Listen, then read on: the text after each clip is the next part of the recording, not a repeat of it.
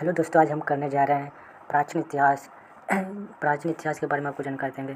जो SSC exam 2025 CGL से HSL MTS GD CPO आदि की तैयारी के लिए एनिसेंट हिस्ट्री प्राचीन इतिहास के 100 इम्पोर्टेंट क्वेश्चन जो प्रीवियस ईयर्स क्वेश्चन जो PYQ पर आधारित होगा, जो कि इन सबसे इम्पोर्टेंट क्वेश्चन होगा। जो इसमें बताया गया है 2025 के लिए बेहद उपयोगी होने वाला क्वेश्चन है, जो कि प्राचीन हिस्ट्री एनिसेंट हिस्ट्री से लिया गया। जो 100 क्वेश्चन होगा। प्राचीन भारत का प्रश्नोत्तर जो है सबसे पहला हो जाएगा सिंधु घाटी सभ्यता से लिए जाने वाला प्रश्न हो जाएगा। इसमें बताया गया है प्रश्न संख्या 1 में बताया सिंधु घाटी सभ्यता का सबसे बड़ा नगर कौन था? मोहनजोदड़ो। सिंधु घाटी सभ्यता का सबसे बड़ा नगर कौन था? मोहनजोदड़ो।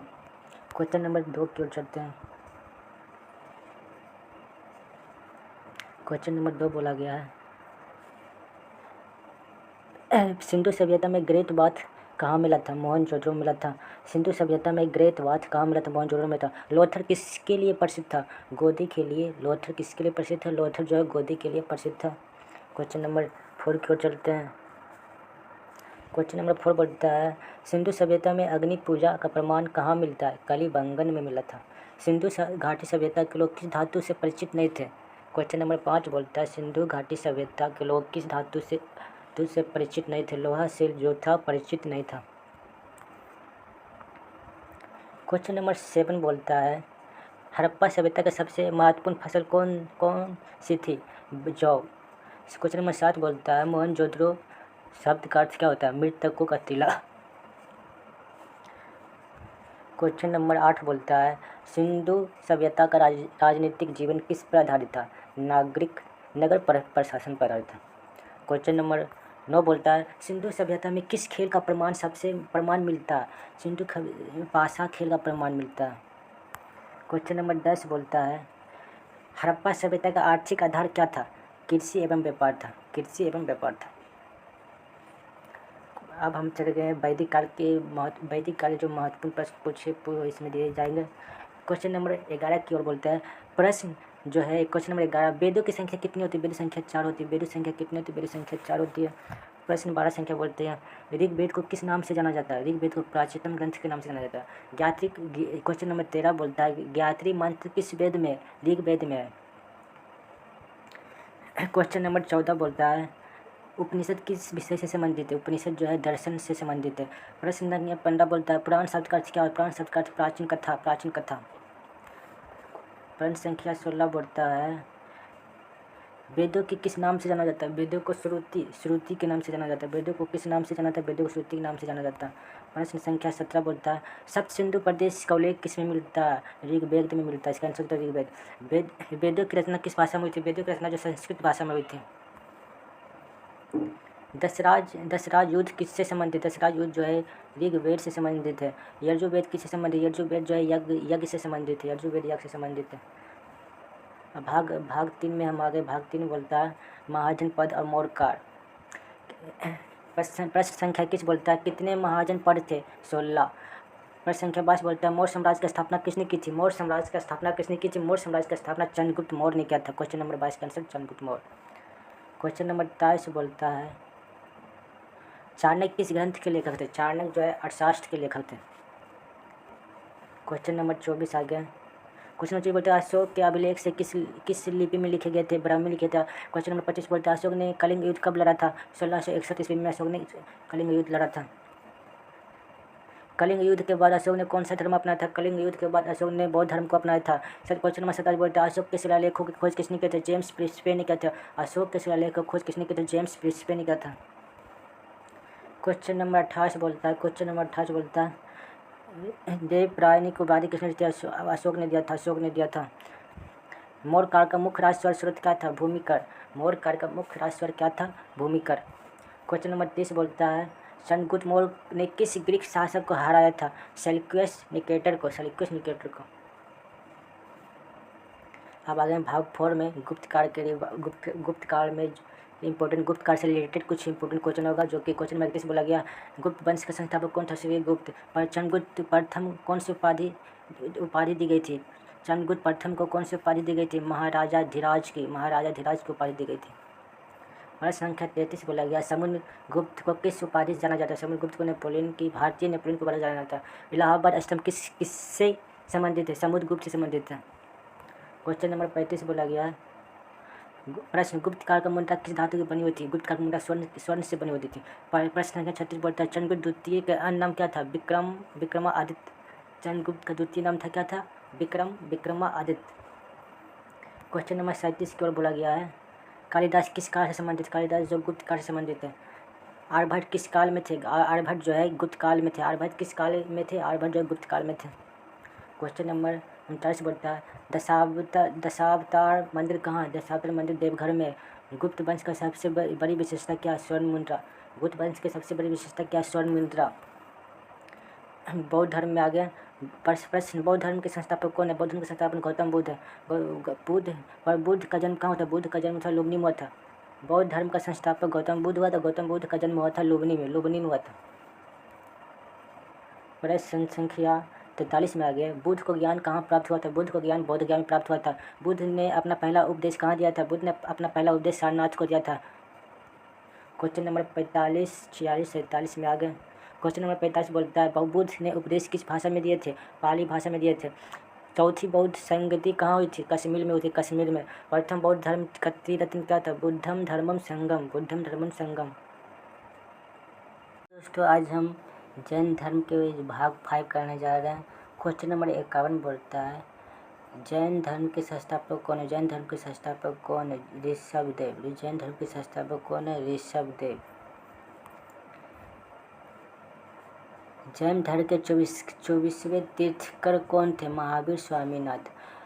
महावीर स्वामी का जन्म कहाँ था? वैशाली और वैशाली कुंड ग्राम में हुआ था। महावीर स्वामी का जन्म कहाँ हुआ था? वैशाली कुंड ग्राम में। क्वेश्चन नंबर 54 बोलता है, महावीर ने ज्ञान की प्राप्ति कहाँ प्राप्त की थी? त्रिजुपालिका नदी किनारे। महावीर का निर्माण कहाँ हुआ था? पावापुरी में।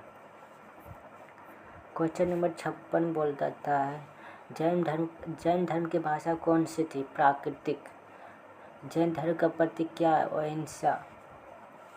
क्वेश्चन नंबर 58 बोलता है, प्रश्न संख्या 58 बोलता है, महावीर स्वामी के पिता क्या नाम था? सिद्धार्थ। क्वेश्चन नंबर 59 बोलता है, महावीर स्वामी का माता का नाम था? त्रिछला। क्वेश्चन नंबर 60 बोलता है, जैन धर्म का पवित्र ग्रंथ क्या है? आचार्याण सूत्र। क्वेश्चन नंबर 61 बोलता है, संगम साहित्य किस भाषा में लिखा गया था? तमिल भाषा में। क्वेश्चन नंबर 62 बोलता है, संगम सभाओं की संख्या कितनी है? 3। क्वेश्चन नंबर 63 बोलता है, संगम साहित्य किससे संबंधित? तमिल कवि संघ से। क्वेश्चन नंबर 64 बोलता है, संगमकालीन प्रमुख व्यापारी केंद्र कौन था? कावेरीपट्टनम। चोलों की राजधानी क्या थी? तंजौर। क्वेश्चन नंबर 66 बोलता है, पल्लव वंश की राजधानी कौन सी थी? कांची। महाबलीपुरम के शिल्प किस वंश से संबंधित था? क्वेश्चन नंबर 60 बोलता है पल्लव वंश से संबंधित था। क्वेश्चन नंबर 68 बोलता है, चोल वंश का सबसे प्रसिद्ध शासक कौन था? राजा चोल प्रथम। चोल वंश का सबसे प्रसिद्ध शासक कौन था? राज चोल प्रथम। क्वेश्चन नंबर 59 बोलता है, तंजावुर का बृहदेश्वर मंदिर किसने बनवाया था? राजा चोल। चालुक्य वंश की राजधानी क्या थी? बदामी। अब आ गए हर्षवर्धन एवं उनके अन्य शासक के बारे में आपको बताएंगे। हर्षवर्धन की राजधानी कहाँ थी? कंजौर। हर्षवर्धन किस वंश से था? पुष्यभूति वंश से था। हर्षचरित किसने लिखा था? बाणभट्ट ने लिखा था। हर्षवर्धन की मृत्यु कब हुई थी? 1647 ईस्वी में। हर्षवर्धन का प्रमुख धर्म क्या था? बौद्ध धर्म था। हर्षवर्धन का प्रमुख धर्म क्या था? बौद्ध धर्म था। क्वेश्चन नंबर 76 बोलता है हर्षवर्धन के दरबार में कौन सा चीनी यात्री आया था? हैंडसोंग आया था। हर्षवर्धन की मृत्यु के बाद कौन सा साम्राज्य उभरा था? पल्लव वंश उभरा था। पल्लव वंश। क्वेश्चन नंबर आगे को चलते नालंदा विश्वविद्यालय के संस्थापक किसने कहे थे? कुमारगुप्त ने कहा था। विक्रमशिला विश्वविद्यालय के संस्थापक किसने कहे थे? धर्मपाल ने क्या था? धर्मपाल ने क्या था? क्वेश्चन नंबर 80 बोलता है तक्षशिला विश्वविद्यालय कहाँ स्थित है? गांधार में। तक्षशिला विश्वविद्यालय कहाँ स्थित है? गांधार में स्थित है। विदेशी यात्री जो कि प्राचीन इतिहास में हमारे देश में जाए थे उसके बारे में आपको जानकारी देते हैं। मेगास्टीन किसके दरबार में भारत आया था? चंद्रगुप्त मौर्य के काल में हुआ मेगास्टीन भारत आया था। मेगास्टीनिज की पुस्तक का क्या नाम था? इंडिका। क्वेश्चन नंबर 82 बोलता है मेगास्टीनिज की पुस्तक क्या नाम था? इंडिका। क्वेश्चन नंबर 83 बोलता है फहान किस काल में भारत आया था? गुप्त काल में, चंद्रगुप्त द्वितीय के। ह्वेनसांग किसके काल में भारत आया था? हर्षवर्धन के काल में आया था। क्वेश्चन नंबर बोलता है 84 बोलता है अल बरूनी किसके दरबार में आया था? मोहम्मद गजनी के दरबार में आया। इतिसन किस धर्म से संबंधित है? बौद्ध धर्म से संबंधित है। मार्को पोलो कहाँ से आया था? मार्को पोलो जो इटली से आया था। ह्वेनसांग की पुस्तक क्या नाम था? CU की। फहान किस देश से आया था? चीन से आया था। चीन से आया था। प्रश्न संख्या 90 बोलता है दिन इलाही का विवरण किस यात्री ने किया था? अब्दुल फजर ने किया था। क्वेश्चन नंबर 91 की ओर चले गए, कला से संबंधित होगा। क्वेश्चन नंबर 41 बोलते हैं अजंता की गुफाएं किस धर्म से संबंधित है? बौद्ध धर्म से संबंधित है। अजंता गुफाएं किस धर्म से संबंधित? बौद्ध धर्म से। क्वेश्चन नंबर 92 बोलता है एलोरा की गुफाएं कौन से मंदिर प्रसिद्ध है? कैलाश मंदिर। सांची स्तूप किसने बनवाया था? अशोक ने बनवाया था। अशोक ने बनवाया था। खजुराहो मंदिर किस वंश ने बनवाया? खजुराहो मंदिर ने चोल वंश ने बनवाया था। महाबलीपुरम के रथ किस शैली थे? शिल्प शैली से। क्वेश्चन नंबर 96 बोलता है अजंता गुफाओं का निर्माण किस काल में हुआ था? गुप्त काल में हुआ था। गुप्त काल में। भरहुत स्तूप किस धर्म से संबंधित है? बौद्ध धर्म से संबंधित है। अमरावती स्तूप किस धर्म से संबंधित है? बौद्ध धर्म से संबंधित है। विक्रमादित्य किस काल से संबंधित है? विक्रमादित्य जो है गुप्त काल से संबंधित है। क्वेश्चन नंबर 100 बोलता है पंचतंत्र ग्रंथ के लेखक कौन माने जाते हैं? पंचतंत्र ग्रंथ के लेखक कौन माने जाते हैं? विष्णु शर्मा को माना जाता है। पंचतंत्र ग्रंथ के लेखक कौन है? विष्णु शर्मा।